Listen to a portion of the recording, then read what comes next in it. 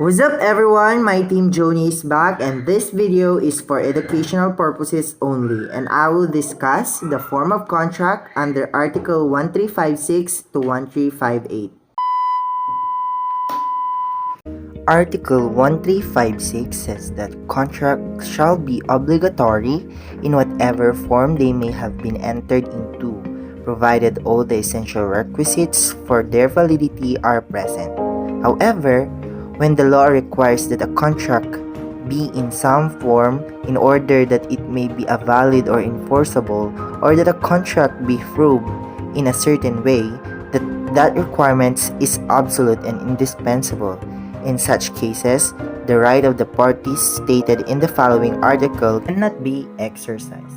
So sinasabi ng Article 1356 na it is not necessary for a contract to be in a written or even in an oral form for it to be valid or enforceable.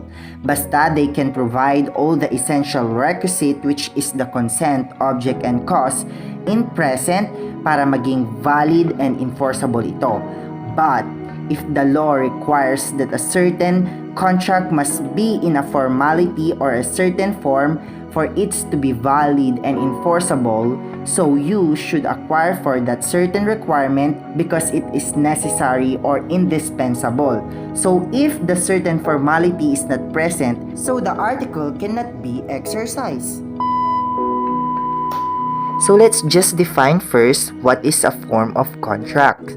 A form of contract refers to the manner in which a contract is executed or manifested. The contract may be oral or in writing, or in partly oral and partly in writing.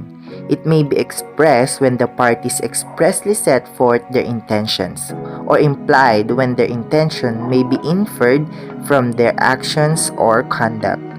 In writing, it may be public or a private instrument. And there is a classification of contracts according to its form. The number one is the informal and the next one is the formal. In informal, or also known as a common or simple contract, or that which may be entered into whatever form provided all the essential requisite for their validity are present, so this refers only to the consensual contract, such as the contract of sale, and it may be oral or written, or in fact may be even implied from the conduct of the parties, while formal or solemn contract, or that which is required by the law for its efficacy to be a certain specific form. In this one, formality is required by law for its validity. In fact, there's a rules regarding form of contracts. The general rule are, contracts are binding and therefore enforceable reciprocally by the contracting parties, whatever may the form is which the contract has been entered into, provide all the three requisites, which is the consent, object, and cause for their validity are present. So a contract may be oral or writing. A writing contract may consist of a letter, memorandum, notes, or other instrument without following any particular form or language. It's been sufficient that the parties clearly express their intention. For example, Buknoy left a note in the store of Vice Ganda offering 1,000 pesos for a table. So the following day, Vice Ganda called Buknoy by phone accepting the offer of Buknoy, who promised to pay the next day. So in this case, the note and the oral acceptance constitute a legally enforceable contract and both Buknoy and Vice Ganda are fully bound. So why contracts needs to be in a certain forms? First, it is needed because for the validity of the contract. Next is for the enforceability of the contract, and the last one is for the convenience of the parties. Kapag sa validity of the contract, kapag hindi nasunod yung certain form or certain formality na hinahanap, ang contract ay magiging invalid or void. While sa enforceability naman, kapag yung contract is hindi nasunod yung certain form or yung formality, ang contract ay magiging unenforceable. And inconvenience of both parties naman, yung contract, kahit na hindi masunod yung formality or yung a certain form, it is valid or enforceable pa rin siya. However, yung contract is in public instrument, mas madali siyang ipaglaban sa korte. Kapag naman oral or verbal, mas mahirap siyang patunayan lalo na kapag hinanapan ka ng certain form.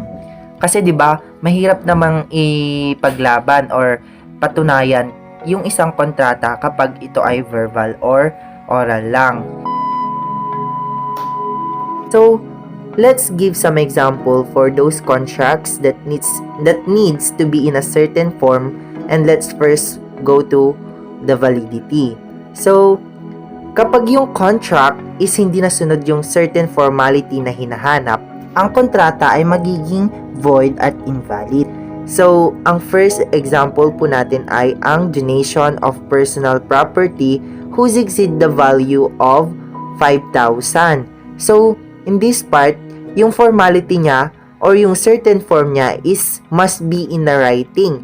Kasi kapag hindi ito nasunod or hindi siya in writing, yung contract is magiging invalid or void kasi personal property yon. And the next one is the donation of real property. So, when we say real property, it must be, yung formality nito is must be in public instrument. Yung initiation is dapat nasa public instrument para maging valid yung contract. At also, yung pag-accept or yung acceptance nung contract na yon is must be in public instrument para maging valid din yung pag-accept ninyo. So, the next one is the sale of land through an agent. So, yung certain formality nito, dapat yung contract must be in writing. Kasi kapag ito, yung sales of land, hindi ito naka form of writing, so yung sale is magiging void. So, next one is the stipulation to pay interest. So, ito, yung payment must be in writing. Kasi kapag yung interest is hindi, payment of interest ay hindi nasa form ng writing, so wala kang babayaran na interest. Kasi wala kayong kasunduan. Kahit na oral to, hindi siya magiging valid. Dapat it must be in writing para makabayad yung certain people doon sa interest. So, yung last is the contract of partnership. If immovables are contributed, lalo na sa partnership, it must be in public instrument. Kasi kapag hindi ito naka-public instrument, yung partnership ni contract ninyo is invalid or void. Let's proceed to the contracts that needs to be in a certain form for its enforceability. So, dito, meron siyang 7 that is under Article 1403. So, those agreements or contracts na nakapaloob sa statute of fraud must be in a certain formality of writing for it to be enforceable. So, in case na it doesn't present the certain formality, then it is unenforceable although the contract is valid.